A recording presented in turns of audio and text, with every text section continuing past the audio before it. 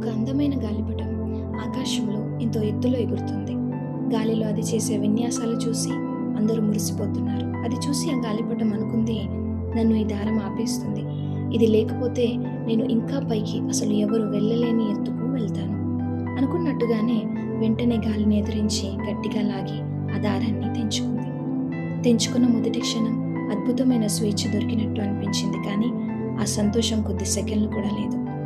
ఆధారం లేని ఆ గాలిపటం గాలిలో పిచ్చిదానిలా కొట్టుకుంటూ కింద ఉన్న ముళ్ళ పొదల్లో పడి చినిగిపోయింది. మనం ఎప్పుడు మనల్ని అదుపు చేసే వాళ్ళని, మనల్ని ప్రశ్నించే వాళ్ళని మన ఎదుగుదలకు అడ్డు అనుకుంటాం. కానీ ఒక్కటి గుర్తుంచుకో, గాలిపటం ఆకాశంలో అంత అందంగా ఎగురుతుందంటే దానికి కారణం దాన్ని గట్టిగా పట్టుకున్న ఆ దారమే. ఆ దారం తెగిపోతే అది స్వేచ్ఛ కాదు, పతనం.